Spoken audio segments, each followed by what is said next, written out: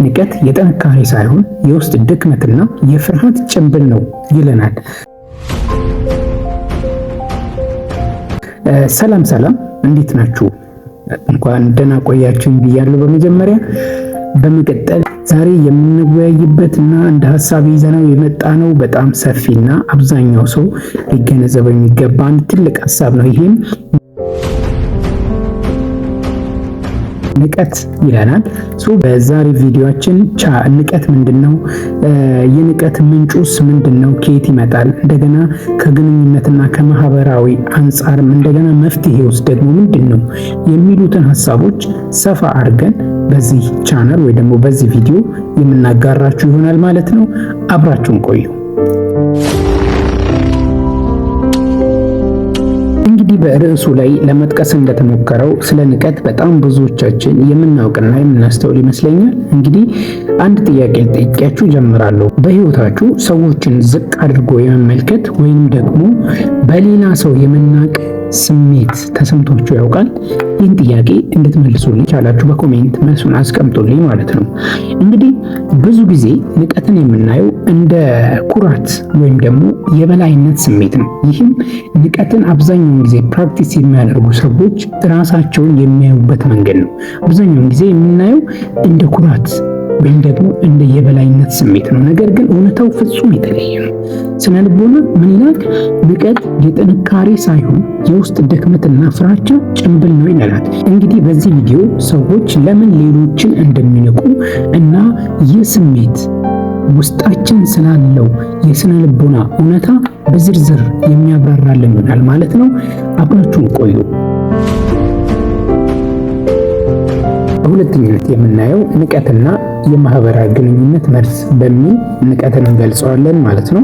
እንግዲህ ንቀት ምን ያክል መርዝ መሆን እንደሚችል በተለያየ መንገድ ማወቅ እንችላለን። የፍቅርና የማህበራዊ ግንኙነት ተመራማሪ ዶክተር ጆን ጎትማን ንቀትን በምን አይነት አጭር ቃል ይገልጸዋል መሰላችሁ? እቺ መገላለጽ በጣም ነው የምወዳት። ንቀት ማለት የማንኛውም ግንኙነቶች ገዳይ መርዝ፣ the number one predictor of divorce or the number one predictor of breakup ይለዋል። የምን ማለት መሰላችሁ? አንደኛ የመጀመሪያው የግንኙነቶች ሁሉ ገዳይ የሆነው መርዝ ንቀት ነው። የዳይቮርስ የብሬክአፕ የእያንዳንዱ ነገር መገለጫ የብሬክአፕ የመለያየት መገለጫ፣ የጸብ መገለጫ፣ የጦርነት መገለጫ፣ የረሃብ መገለጫ፣ የፖለቲካ አለመረጋጋት መገለጫ፣ የኢኮኖሚ አለመረጋጋት መገለጫ፣ እያንዳንዱ መገለጫዎች የሚነሱት ከንቀት ነው። ሀብታሙ ድሃውን ይንቃል። በዛ ምክንያት ስለሚንቀው አያጋራውም፣ አያካፍለውም። አንደኛው መንግስት ይንቃል። በዛ በመናናቅ ምክንያት ጦርነት ውስጥ ይገባሉ። በመናናቅ አንዱ የአንዱን ሀሳብ ሪጀክት በመደራረግ ፖለቲካው ወደ ጦርነት ይቀየራል። እኛ ዓለምን እያወካት ያለው የመጀመሪያው አንደኛውና ነምበር ዋን ፕሪዲክተር ምንድነው? እሱ ጆን ጎትማን እንዳለው ምንድነው? እሱ ንቀት ነው ማለት ነው። አንድ ግንኙነት ንቀት ካበዛበት ወይ ደግሞ ንቀት ያለበት ከሆነ በፍጹም መከባበርን ነገር አጠብቁ። መከባበር የሚባል ነገር አይኖርም። መከባበር በሌለበት ደግሞ ፍቅር በፍጹም አይኖርም። ፍቅር ከሌለ ጸብ ነው።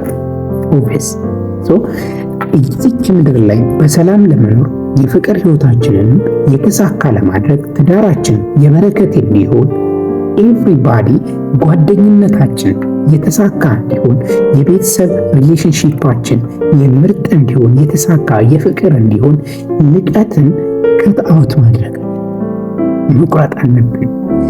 ንቀት እንግዲህ ሰዎች ሆን ብለው ንቀትን አይገልጹም። በነገራችሁ ላይ ቅድም እንደገለጽኩላችሁ ንቀትን የሚገልጹ ሰዎች በራስ መተማመን አለን፣ ስኬታችንን እናሳያለን፣ ስኬታችንን የምናሳይበት መንገድ ነው ብለው ነው እንጂ የሚያስቡት እኔ ሰው ንቃለሁ ብለው አያስቡም። እንግዲህ ሰውን የሚንቁ ሰዎች ለምሳሌ የንቀት አይነቶች ደግሞ የሚገለጹበት ምልክቶች አሉ። እና በብዙ አይነት ይገለጻል። በንግግር ነው አብዛኛው ንቀትን የሚገልጸው በንግግር ቢሆንም ግን በቦዲ ላንጉጅ ወይ ደግሞ በአካል ቋንቋ ይገለጻል። ለምሳሌ ያክል አንድ ሰው እያወራ ያለ ከንፈርን በአንድ ጎን መስቀል ወይ ደግሞ ከፍ ማድረግ ማለት ነው። ይሄ አሁን ንቀት ነው የሚያሳይ። አንድ ሰው እያወራልን እያለ የእሱን ሀሳብ የምናጣጥልበት መንገድ ከንፈራችንን በአንድ ጎን ከፍ በማድረግ ከሆነ ይህ አንደኛው የመናቅ ወይ ደግሞ የንቀት መገለጫ ነው። የዛን ሰው ሀሳብ እየናቅን ነው ማለት ነገር የሚሆነው ማለት ነው። ሁለተኛው ለምሳሌ የምንወስደው ሁለተኛው ምሳሌ ደግሞ ሮሊንግ እንለዋለን ወይ ደግሞ አይናችንን ወደ ላይ ሰቅለን የአይናችን ወደ ላይ ሰቀልንበትን ፓርት ማንከባለል። እንደዚህ ብሎ ትላልቅ አይን ያላቸው ሰዎች እንግዲህ በደንብ መግለጥና መጠቀም ይችላሉ። አይናቸውን እንደዚህ ብለው እንደዚህ ወደ ጎንና ወደ ላይ ሮል ማድረግ አይናቸውን ሮል ያደርጉታል። ይህ ምንድነው? እሱ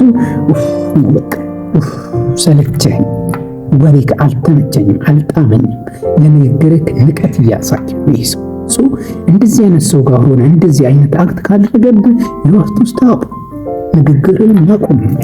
ምክንያቱም ይህ ሰው እየሰለቸው ነው ያለው፣ አወራር አልተመቸውም፣ ሰልችተዋል፣ ንቆታል ንግግርን ማቆም። ሶስተኛውና አብዛኛዎቻችን ፕራክቲስ እያደረግነው ያለ ነው የንቀት አይነት ግን የማንገነዘበው ምንድነው? እሱ ስልክ ነው። ከአንድ ሰው ጋር ቁጭ ብለህ እያወራ እያለ እንዴት ነው እዚህ ጋር ሰብሰብ ብላችሁ እያወራችሁ በፍሬንድሺፕ መልክ ሊሆን ይችላል፣ በፍቅረኝነት የመጀመሪያ ቀን ዴት ማድረግ ሊሆን ይችላል፣ ቀጠሮ የምትዋወቅ ቀጠሮ ሊሆን ይችላል፣ ከጓደኞቹ ጋር ኢንጆይ ለማድረግ የወጣ ሰው ሊሆን ይችላል። ብቻ ከሆነ ሰው ጋር ቁጭ ብላችሁ ስልካችሁን መጎርጎር አንደኛው የንቀት ባህሪ። ለዛ ሰውዬ ሐሳብ ጊዜ፣ ለዛ ሰውዬ ሐሳብ ትኩረት፣ ለዛች ልጅ ሐሳብ ትኩረት አልሰጠኸውም። ይሄኛው አንደኛውና የመጀመሪያው የንቀት መገለጫ ከፍ ያለው እንዲሁም እኛ አብዛኛዎቻችን ያላስተዋልነው ነገር ግን እየተገበርነው ያለነው ከባድ የሆነ ወንጀል። ሰው ግን አስቀምጠን ሰውን ተሰብስበው ቁጭ ብለው እያወራናቸው እነሱ ስልክ የሚጎረጉሩብን ከሆነ ስለዚህ ማቆም ነው ያለብን ማለት ነው። እንደነዚህ አይነት ሰዎችን ካገኙ ኮምፕሊትሊ ያንን ነገር ማቆም ሙሉ ለሙሉ። ምክንያቱም ይሄ ትክክል አይደለም። ስለዚህ ሰው እያወራ ከንፈራችሁን በአንድ ጎን ከፍ አታድርጉ፣ አይናችሁን አታሽከርክሩ። እንደገና ሶስተኛ ደግሞ ስልካችሁን አትጠቀሙ። ከቻላችሁ አትጠቀሙ። ያን ሰው ካገኛችሁት አብሯችሁ ያለ ሰው አለ፣ ከዛ ሰው ጋር ጊዜያችሁን እንጆይ አድርጉ። ጓደኞቻችሁ ጊዜውን እንሂድ በቃ ላይ ብላችሁ በትኑ ግንኙነታችሁ እንደዛ አድርጉ። እንደነዚህ አይነት ነገሮች እንግዲህ ለምን ይሄን ሁሉ ነገር ለምን እንደሚከሰቱ በምን ምክንያት እንደሚከሰቱ ይሄን ሁሉ ከተነጋገረ መፍትሄውስ ምን እናድርግ? እንደነዚህ አይነት ሰዎች ቢገጥሙ ምን እናድርጋቸው? እኛ ሳናውቅ ልክ ስልኩን እንደመጠቀም ሳናውቅ ንቀት እንደሆነ እንኳን ሳንረዳ የምናደርጋቸውን ነገሮች እንዴት እናቁም የሚለውን ደግሞ እናያለን ማለት ነው። በሶስተኝነት የምንመለከተው ቅድም እንዳልኳችሁ በጣም ብዙ ነገር ተነጋግረናል። አሁን ወደ መፍትሄው እንደነዚህ አይነት ሰዎች ቢገጥሙን ምን ማድረግ አለብን? እኛስ እንደነዛ አይነት ሰዎች ላለመሆን ምን ማድረግ አለብን የሚለውን እናየዋለን። በሁለት መንገድ ከፍለን ማለት ነው። የመጀመሪያው እንደነዚህ አይነት ንቀትን የሚገልጹልን አይነት ሰዎች ቢገጥሙን ምን እናድርግ የሚለው በቀጥታ መልስ ነው የምሰጥበት። ይህም ዝም በሏቸው። ምንም አይነት ኢሞሽናል የሆነ መልስ አትስጧቸው። ንቀትን እየገለጹላችሁ በቃላት ሊሆን ይችላል፣ በተግባር ሊሆን ይችላል። ለእናንተ ንቀትን እየገለጹ ከሆነ ንቀት እንዳልኳችሁ ኢሞሽን ነው፣ ስሜት ነው። የነዛን ሰዎች አለመብሰል፣ የነዛን ሰዎች የውስጥ ፍርሃቻ ነው የሚገልጸው ብያችኋለሁ። ስለዚህ እናንተም ኢሞሽን የተሞላበት መልስ አትስጡ፣ ዝም በሉ። ያኔ እነሱ ወደ ራሳቸው መመልከት ጥያቄ እንዲፈጠርባቸው ያደርጋል። ዝም ስትሏቸው ምንም መልስ አልሰጡላቸው በንግግር ለሚመጣባችሁ ማለት ነው። በንግግር የሚመጣባችሁ ንቀት በዝምታ ብቻ ማለፍ የምትችሉት። ሁለተኛው በተግባር የሚመጣባችሁ ንቀት ደግሞ አለ። በተግባር አጠገብ ለአጠገብ ሆናችሁ የሚመጣባችሁ ንቀት ካለ ያንን ደግሞ ሪጀክት አድርጉት። ለምሳሌ አንድ ሰው አብሯችሁ ቁጭ ብሎ ስልክ እየተጠቀመ እያለ እናንተን ምንም አይነት ፎከስ አድርጎ የማያናግራችሁ የማያያችሁ ከሆነ ያን ሰው ቁጭ አድርጋችሁት ሂዱ፣ ጥላችሁት ሂዱ። ከዛ ለምን ጥላችሁ ሄዳችሁ ብሎ እናንተን ለመክሰስ ሲነሳ ያኔ የሱን ጥፋት ትነግሩታላችሁ። ነገር ግን በመጀመሪያ ቀን ግንኙነታችሁ ወይ በመጀመሪያ ቀን አብሮ ተቀምጣችሁ ይሄን ነገር ስላደረገ ባንድ ተነስታችሁ ሂዱ ማለት አይደለም። በመጀመሪያ ንገሩት። ከሰው ጋር ተቀምጠ ስልክ አትነካካ፣ ከኔ ጋር በተለይ ሆነ ስልክ አትነካካ፣ እኔ ደስ አይለኝም ብላችሁ ፖዚቲቭሊ በጓደኝነት በፍቅረኝነት መልክ በፍቅረኛሞች መልክ ንገሯቸው። ግን ይህንን ደጋግማችሁ ነግራችሁ እነሱም ከዛ ነገር የማይታቀቡ ከሆነ የእናንተን እርምጃ መውሰድ መቻል አለባችሁ ማለት ነው። ይህ ራሳቸውን እንድታስከበሩና እነሱም ወደ ራሳቸው ወደ ውስጣቸው እንዲመለከቱ ያደርጋቸዋል ማለት ነው። ሁለተኛው እኛስ ሌሎችን ላለማድረግ ምን እናደርግ ካላችሁ የመጀመሪያው በዙሪያችሁ ያሉ ሰዎችን ባህሪ በሚገባ መረዳት አለባችሁ። እነዛ ሰዎች ምን አይነት ባህሪ ነው ያላቸው? እነዛ ሰዎች ምንድነው የነሱ መገለጫ የሚለው ጥንቅቅ አድርጋችሁ መገንዘብ መቻል አለባችሁ ማለት ነው። ሁለተኛው ደግሞ እኛስ ብለን መጠየቅ መቻል አለብን። የሆኑ እንደዛ አይነት ባህሪ የሚያሳዩ ሰዎችን ስናይ እኛስ እንዴት ነው ሰውን ትሪት እያደረኩ ያለው? ስናደድ ወይ ደግሞ የሆነ ነገር ሪዋርድ ሳገኝ እንዴት ነው ሰዎችን ትሪት እያደረኩ ያለሁት የሚለውን ቆም ማለት አለብን። የሆነ ሽልማት ሲሸለም የሆነ ሰው የሆነ ሲጨበጨብለት እንዴት ነው ሰዎችን ትሪት እያደረኩ ያለሁት? ቴንኪው የምልበት መንገድ እንዴት ነው? እንደዚህ በንቀት ነው ወይስ ሲሪየስ ነው? ጃፓኖችን አይታችኋል። በጣም አክብሮት የተሞላበት ህዝብ ጃፓን ነው ያለው፣ ዘመናዊ ህዝብ። እንዴት ጎንበስ እንደሚሉ ከወገባቸው ደስ አይሉ።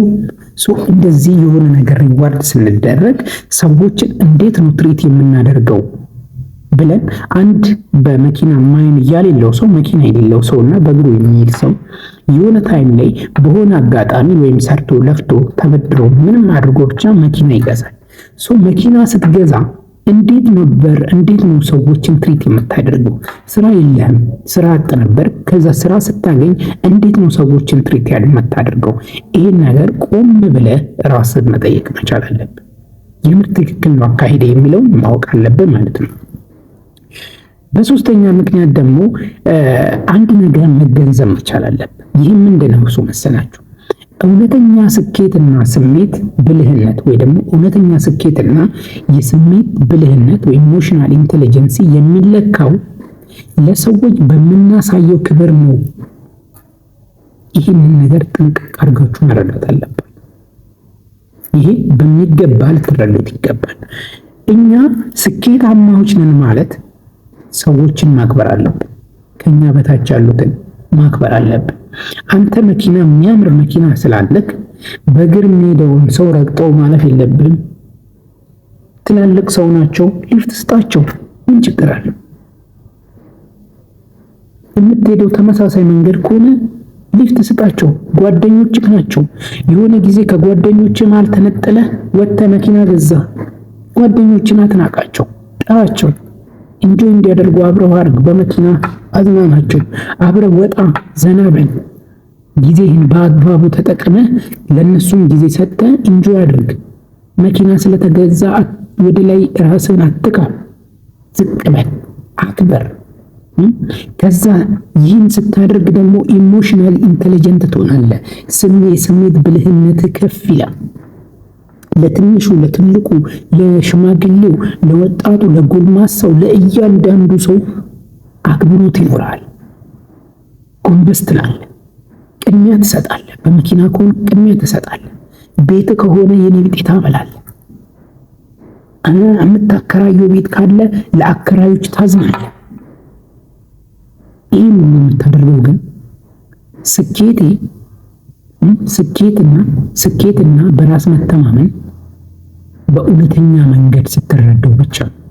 ከዛ ውጭ በንቀት መንገድ ካደረከው this all are false።